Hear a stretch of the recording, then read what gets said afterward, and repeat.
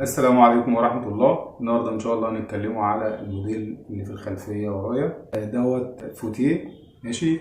الفوتيه دوت في ناس بتبعت لي في موديلات ياما، بس عشان خاطر بتبقى في حاجات جديدة على بعض المنجدين والكلام دوت، فعايزين يعرفوا الكيفية بتبقى ازاي والصح بتاعها بيبقى ازاي. في ناس بتعمله خشب بس، لكن ده أنا ما بفضلهوش.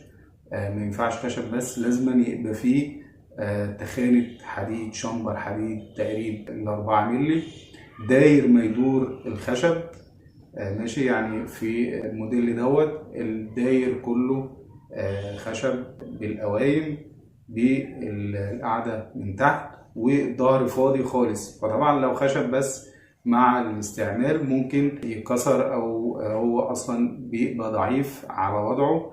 اما انا الاصل بتاعه بيبقى بيتحط فريم عريض شويه بتاع حوالي 5 سم او 6 سم حديد في 4 مللي بيلف الداير الكرسي كله، او ممكن نعمله الداير اللي هو في الظهر بس مع القوايم، بحيث اللي هو يبقى ماسك الظهر بتاعنا ما يقعش. ماشي.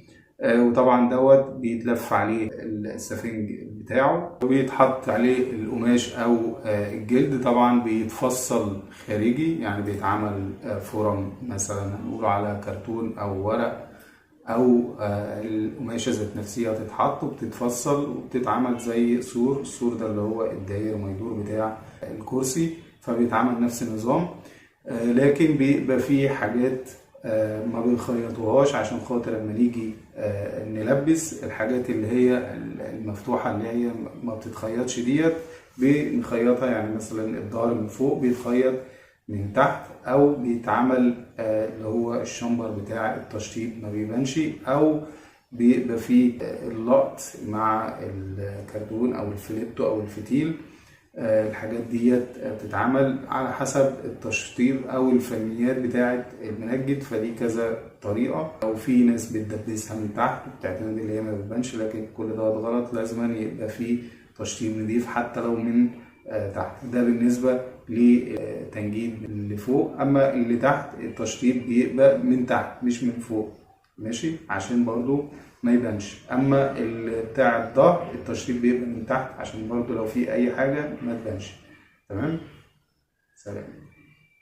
النهارده ان شاء الله هنتكلموا على كرسي الدوران اللي في الخلفيه ورايا. اهم حاجه في الكرسي دوت، عشان في ناس بتتكلم على التثبيت بتاعه ازاي، لان في المعارض الكبيره والكلام دوت بيبقى التشطيب مش باين من ورا.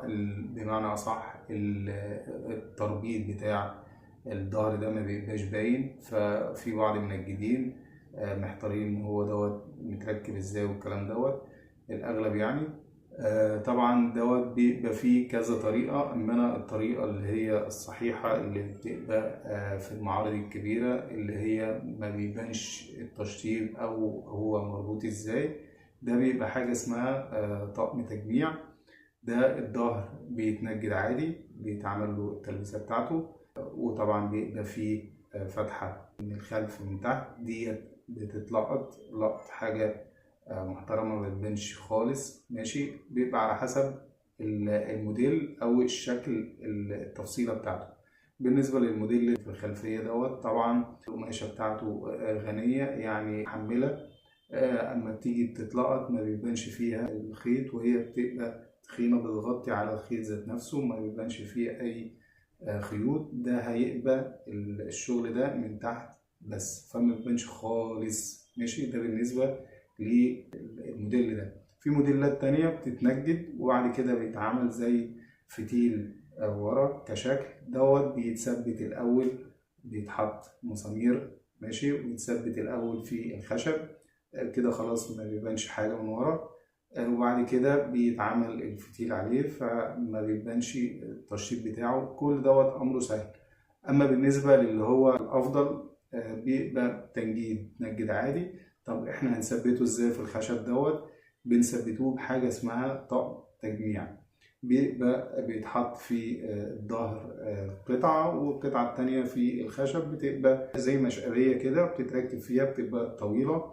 ماشي. بتتركب فيها، بتنزل كبس كده خلاص ما بتطلعش، وما بيبقاش فيه أي فراغ ما بينهم، بيبقى ملتصقين جامد ببعض. بيبقى ماسك نفسه وبيبقى محمل. وفي بيحط مسامير في التنجيد ذات نفسها قبل ما ينجد، وبعد كده ينجد عليها، بيبقى بارز بس المسامير بتاعته، وبعد كده بيركبها في الخشب وبتتربط صامولة. بيبقى فيه طبعا غاطس الصامولة غاطسة في قلب الخشب. في النجار بيبقى عامل زي كليبساية صغيرة كده من الخشب بنفس اللون، وبتتحط بغيرة وبتقفل عليها ما بيبانش. ففي كذا طريقة للحاجات ديت، فأنا قلت لكم كم طريقة عشان تسهل عليكم. سلام.